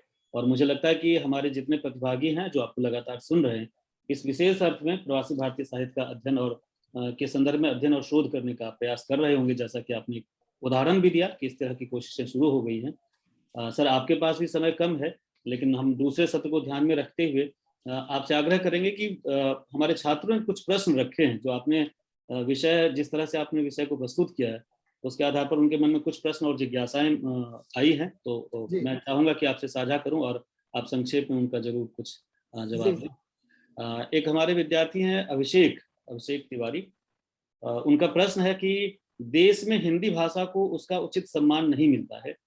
हिंदी समाज का खाता पिता वर्ग अंग्रेजी में निरंतर शिफ्ट हो रहा है। ऐसे में विश्व हिंदी सम्मेलन जैसे आयोजनों का आप क्या महत्व मानते हैं? देखिए, आयोजनों का महत्व तो अपनी जगह पे हमेशा रहा है और रहेगा। विश्व हिंदी सम्मेलन विशेष करके सन 1975 में नागपुर में पहले विश्व हिंदी सम्मेलन के द्वारा आहूत किया गया, और इसलिए नहीं किया गया था कि इसको किसी जलसे के रूप में मनाया जाए। विश्व हिंदी सम्मेलन इसलिए नहीं शुरू किया गया था कि इसमें सरकारी बड़े पद प्रतिष्ठा वाले लोग या बड़े शक्तिशाली लोग, सत्ता के गलियारों में घूमने वाले लोग मौज मस्ती के लिए हिंदी के नाम पर विदेश जा सके। विश्व हिंदी सम्मेलनों की परिकल्पना इसलिए की गई थी कि उन देशों में जहां ये संभावना है कि हिंदी पे विचार किया जा सकता है, हिंदी का विस्तार किया जा सकता है, वहां पे शैक्षणिक उन्मेष को नई दृष्टि दी जा सकती है, हिंदी साहित्य की गवेषणा की जा सकती है। ऐसे परिदृश्यों को, ऐसे मूल बिंदुओं को रख करके विश्व हिंदी सम्मेलन की परिकल्पना की गई। पिछले 3 विश्व हिंदी सम्मेलनों से मैं जुड़ा रहा हूँ। साउथ अफ्रीका में भी मैंने देखा कि किस तरह से हिंदी के माध्यम से साउथ अफ्रीका में चैतन्यता बढ़ी है और अनेक ऐसी संस्थाओं का निर्माण हुआ है विश्व हिंदी सम्मेलन में सहभागिता के बाद, जो हिंदी के प्रचार प्रसार, हिंदी लेखन और भारतीय संस्कृति के पुनर्जागरण के लिए काम कर रहे हैं। जिसने भी ये प्रश्न किया, तिवारी जी, मेरे ख्याल से तिवारी जी का प्रश्न है। तिवारी जी, हम लोग असल में संशय उत्पन्न करने में सबसे अग्रणी है पूरे विश्व में। संकल्प नहीं लेते हैं। मैं ये कहूंगा कि विश्व हिंदी सम्मेलन आने वाले दिनों में आपके हाथ में आने वाली है, अरविंद जी के हाथ में आने वाली है, हम सब जैसे लोगों के हाथ में आने वाली है। तो हम संकल्पित हों कि इसकी जो मूल उद्भावना थी उसको अभिप्रेरित करें, अभिमंत्रित करें और समाज के सामने उसके अभिष्ट को सिद्ध करें, ना कि इसके उस प्रयोजन की ओर हम ध्यान दें जिसमें मौज मस्ती है, घूमना फिरना है। और मैं तो ये कहूंगा कि पिछले 2 विश्व हिंदी सम्मेलन में, जब से ये नई सरकार आई है, उन्होंने इसमें बहुत सुचिता और पारदर्शिता बनाने का प्रयास किया है और उन लोगों को पहली बार सुषमा जी के नेतृत्व में भारत के ऐसे लोग विश्व हिंदी सम्मेलन में जा पाए जो बहुत ही साधारण हिंदी कर्मी थे, बहुत ही साधारण रचनाकार थे। उनको भी उन्होंने समान महत्व दिया और कहा कि अगर कोई एक विशेष उपलब्धि इनके नाम से है तो इनको जरूर विश्व हिंदी सम्मेलन में ले जाइए और उस देश में ले जाइए जहां पे ये हिंदी का प्रचार प्रसार करें। विश्व हिंदी सम्मेलन मूल रूप से इंग्लैंड में जब 2006 में हुआ, उसके बाद इंग्लैंड में अनेक संस्थाओं का निर्माण हो गया। जितनी भी संस्थाएं, मैं संस्थाओं का नाम नहीं लूंगा, समय की बहुत कीमत है और बहुत महत्वपूर्ण समय मैं आप लोगों का ले रहा हूं, तो इसकी उपयोगिता है और रहेगी। बात इतनी सी है कि हम अपने संकल्पों को सिद्धि तक ले जाने के लिए कितना प्रयत्न करते हैं। तो आइए हम सब मिलकर के अपने संकल्पों को सिद्धि तक ले जाएं। निश्चित रूप से सभी सम्मेलनों का, सभी सेमिनारों का, इवन जो अभी इस वेबिनार में हम लोग बातचीत कर रहे हैं, इससे भी कुछ संकल्प लिए जा सकते हैं और कुछ चीजों को सिद्ध किया जा सकता है। बहुत बहुत धन्यवाद। जी सर, बहुत बहुत आभार सर। आपके वक्तव्य में भाषा के प्रति एक आलस्यपन का जिक्र आया था। जैसे आपने आजादी और स्वाधीनता शब्द को लेकर बताया कि हम प्रयोग नहीं करते और कहते हैं कि ये शब्द कठिन है, तो उसी से संदर्भित एक प्रश्न एक अविनाश त्रिपाठी हैं शोधार्थी, उनका है कि सर भाषा में आलसपन को दूर कैसे किया जा सकता है?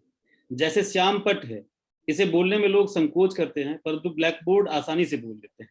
इस वजह से भी कुछ लोग हिंदी की तरफ ध्यान कम दे पाते हैं और कई बार पूरा वाक्य ना बोलकर कम से कम शब्दों में बात समेटना चाहते हैं। इस समस्या को कैसे सुलझाया? देखिए, ये बड़ा गंभीर प्रश्न कर दिया आपने और ये आपका अगला क्लास ले लेगा पूरा। जिसका भी लेक्चर होगा बेचारे उनको तो समय नहीं मिलेगा। यही तो आत्मगौरव है, यही तो आजादी के पश्चात भारत की भाषाई नीति में हमें कुछ इस कदर धकेला गया है, इस तरह से हमें फंसाया गया है कि हम अपनी भाषा के आत्मगौरव से दूर हो गए हैं।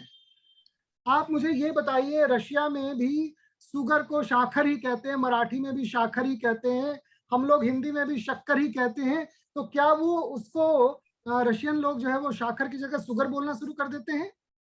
यार शाखर बोलने से थोड़ा सा बुरा लगेगा, वो तो ऐसा नहीं सोचते हैं। उनके पास भी बहुत सारे ऐसे शब्द हैं जिसको बोलने में संकोच होता है, लेकिन वो अपने शब्दों का प्रयोग करते हैं क्योंकि उनको अपनी भाषा के प्रति गौरव है, निज भाषा के प्रति उनका अभिमान है और उन्हीं शब्दों को वो सबसे सटीक, सुयोग्य और उपयोगी समझते हैं जो उनकी भाषा का है। इसलिए बिना किसी संकोच के आप श्याम पट्ट शब्द का उपयोग कीजिए। जब आप उपयोग करेंगे तो उपयोग से उसका परिचालन होगा और समाज में उस शब्द का परिष्कार हो जाएगा। समाज उस शब्द को अंगीकार कर लेगी। जैसे मैंने आपको बताया अतिशयोक्ति, अतिशयोक्ति अब खूब प्रयोग हो रहा है, पहले बहुत कम हो रहा था। अतिशयोक्ति खूब प्रयोग हो रहा है। आप ये देख लीजिए, जो असहिष्णुता शब्द था मोदी के आने के बाद कितना प्रयोग हुआ। तो असहिष्णुता, आप श्याम पट्ट का प्रयोग कीजिए ना। आप कक्षा का, मान्यवर का, मॉरिशस के किसी भी विश्वविद्यालय में कोई भी अपने शिक्षक को सर नहीं बोलता है, सभी उनको मान्यवर कहते हैं, गुरुदेव कहते हैं, आचार्य कहते हैं। एक परंपरा है उनके यहाँ, तो वो उस परंपरा का निर्वहन करते हैं। आप आचार्य बोलना शुरू कीजिए, निश्चित रूप से सुनने वाले को भी अच्छा लगेगा और आप अपनी सभ्यता, अपनी संस्कृति को भाषा के माध्यम से पुनर्जीवित भी करेंगे। ये आत्मगौरव अपने भीतर पैदा कर लीजिए। हमारे शब्द जितने सुंदर हैं, हमारे शब्द जितने सुकोमल हैं और जितने सुसंस्कृत और अपनाने योग्य हैं, विश्व में और किसी भाषा के पास नहीं है। ये गौरव अपने मन में बिठा लीजिए। निश्चित रूप से कल से श्याम पट आपको बहुत अच्छा लगने लगेगा, और जिसको नहीं अच्छा लगता है उसके बुद्धि के पट को खोलिए। बहुत बहुत आभार सर, आप बहुत व्यावहारिक तरीके से बात समझाते हैं। एक प्रश्न है सर, विश्वविद्यालय अध्ययन की परंपरा और प्रवासी भारतीय साहित्य से जोड़कर सीमा नाम की एक शोधार्थी स्टूडेंट ही है सर। आपने हिंदी के इतने सर आपने हिंदी भाषा की शुद्धता की बात की, और हमारी मातृभाषा जिसे हम बचपन से बोलते हैं, जिसमें हम जीते हैं, और हिंदी भाषा जिसे एक विषय के रूप में हम स्कूल से लेकर कॉलेज तक पढ़ते हैं, तो हम कैसे कह सकते हैं कि हमारी मातृभाषा की टोन हिंदी बोलते हुए नहीं आएगी? यह तो हमारी पहचान या विशेषता भी है। आप इस पर क्या कहेंगे? ये भाषा संबंधी समस्या को लेकर है। पहले एक बार फिर से प्रश्न पढ़िएगा। मेरा कहना कि सर आपने हिंदी भाषा की शुद्धता की बात की। हमारी मातृभाषा जिसे हम बचपन से बोलते हैं, जिसमें हम जीते हैं, और हिंदी भाषा जिसे एक विषय के रूप में हम स्कूल से लेकर कॉलेज में हम पढ़ते हैं, तो हम कैसे कह सकते हैं कि हमारी मातृभाषा की टोन हिंदी बोलते हुए नहीं आएगी? यही तो हमारी पहचान या विशेषता भी है। इस पर आप क्या कहेंगे? हाँ, हिंदी की बोलियां और हिंदी से जो हिंदी का टोन अलग अलग होता है, या शब्दों के उच्चारण संबंधी जो समस्या आती है। मैंने तो एक बार भी अपने वक्तव्य में ये नहीं कहा कि आप अपनी बोलियों और अपनी भाषा के बीच में विभेद करें। मैं तो मगही क्षेत्र का रहने वाला हूं। मैं मगही बोल के भी उतना ही आनंद लेता हूं जितना हिंदी बोल करके। लेकिन अगर एक इस देश की सर्वमान्य भाषा है, अगर इस देश की एक स्वीकार्य भाषा है, अगर इस देश की एक राजभाषा है, राष्ट्रभाषा ना होने का अभी मुझे बहुत दुख है कि अभी तक हमारे पास राष्ट्रभाषा नहीं है। बिना राष्ट्रभाषा के कोई भी सरकार आ जाए पूरी दुनिया में, जितना मर्जी चिल्ला चिल्ला करके बोल ले, वो विश्व शक्ति नहीं बन सकती। जब तक विश्व शक्ति दो ही चीजों से बनती है, एक खेल से और एक भाषा से, और वो दोनों आपकी अपनी होनी चाहिए। आप उस नीरज चोपड़ा को देखिए कि ओलंपिक के मेडल लेने के बाद भी वो थैंक यू वेरी मच बोल सकता था, लेकिन उसने बोला नहीं, बहुत बहुत धन्यवाद, देशवासियों का बहुत बहुत आभार। आप उस अस्मिता को देखिए, उस भाषाई गरिमा को देखिए। जबकि वो पंजाबी बेल्ट का बंदा है, वो चाहता तो अपनी भाषा, देश की भाषा हिंदी में ना बोल करके वो पंजाबी में, जो कुछ प्रांतों में समझी जाती है, और पंजाबी के गाने तो इतने लोकप्रिय हैं कि पूरे देश में समझी जाते हैं। तो इसको बोली और भाषा को दोनों का घालमेल मत करिए। मातृभाषा हमारी वो भाषा है जो हमारी पेट की भाषा है, जिसमें हम जमीन पे चलना सीखते हैं। और राष्ट्रभाषा हिंदी हमारी वो भाषा है जो हमारी अस्मिता को वैश्विक स्तर पर प्रतिष्ठित करती है। एक हमें अपने देश में, अपने राज्य में, अपने घरों में प्रतिष्ठित करती है, और एक हमें अपने वैश्विक स्तर पे हमें प्रतिष्ठित करती है। तो निश्चित रूप से आपको अपनी भाषाई गौरव का ध्यान रखना पड़ेगा। और उदाहरण देख लीजिए, मॉरिशस में उदाहरण है कि जितनी बढ़िया से वो फ्रेंच जानते हैं, उतनी ही बढ़िया वो भोजपुरी जानते हैं। भोजपुरी उनकी अपनी बोली है और फ्रेंच वहाँ की ऑफिशियल भाषा है। इसलिए वो फ्रेंच को भी उतनी ही शुद्धता के साथ बोलते और प्रयोग करते हैं जितनी भोजपुरी शुद्धता के साथ बोलते और प्रयोग करते हैं। इसलिए यही तो आपका परिष्कार है, और यही तो मैं चाहता हूं। इसलिए मैं ये कहूंगा कि मित्रों, शुद्धतावादी होने में कोई बुराई नहीं है। आप शुद्ध हो जाइए, अपने भाषाई और शाब्दिक संस्कार को पुनः जागृत कीजिए। और तत्समीकरण और तद्भवीकरण से कुछ नहीं होता। आप अपने ही शब्द का तो तत्समीकरण कर रहे हैं, अपने ही शब्दों का तो जो देशज शब्द हैं या कुछ ऐसे हमारी बोलियों के शब्द हैं, जैसे आप दिल्ली में कहेंगे कि कुंजी, तो कुंजी क्या पंजाबी लोग नहीं बोलते हैं? पंजाबी भाषा में कुंजी तो बोलते ही हैं चाबी को। कोई जरूरी थोड़ी है कि हम चाबी बोले। ताली बोलते हैं ना, दिल्ली में तो मैं बहुत लोगों को सुनता हूँ कि ताली लगा दिया। पहले मुझे समझ में नहीं आता था ताली क्या लगा दिया, अब समझ में आया कि उनकी अपनी बोली में ताला को वो ताली बोलते हैं, चाबी को भी कई बार ताली बोलते हैं। तो इसी तरह से और भी कई ऐसे शब्द हैं। ढांपना, अब ढांपना हम समझ रहे हैं ना, ये ढांपा कहा जाता है। हमें पता है उत्तर प्रदेश में और भोजपुर के क्षेत्र में ढकना को हम ढांपना कह देते हैं, ढांप दो। तो ये भैया, ये हमारे तो वो शब्द हैं जो हमें आनंदित करते हैं, हमारी बोली के शब्द हैं, हमारे निज अस्मिता के शब्द हैं। लेकिन एक राष्ट्रीय अस्मिता होती है, एक वैश्विक अस्मिता होती है, वो हमारी हिंदी से है, हमारी अपनी भाषा से है। बहुत बहुत आभार सर, आपने बहुत बारीकी से ये बताया कि एक ही भाषा की कई बोलियां हो सकती हैं, कई उपभाषाएं हो सकती हैं, और बोली के स्तर पर जो आप एक स्वाभाविकता के साथ उसे प्रयोग करते हैं, ठीक वही बात भाषा के साथ या जो मानक भाषा है उसके साथ आप लागू ना करें, और अपने आलस्य से बाहर निकलकर भाषा का जो मानक स्वरूप है उसे स्वीकार करते हुए उस स्तर पर उसे बरतने का प्रयास करें। यही एक सच्चा प्रयास हो सकता है, सच्ची प्रतिक्रिया हो सकती है और सच्ची दृष्टि हो सकती है। अब मैं कुछ टिप्पणियों का जिक्र करते हुए फिर एक अंतिम प्रश्न लूंगा।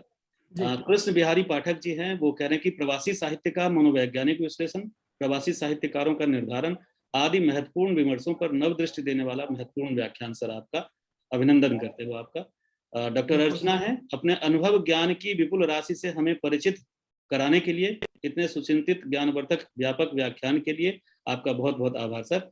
आपको जब भी सुना कुछ नया, कुछ अलग जानने का मौका मिला, एक नई दृष्टि मिली, हार्दिक आभार।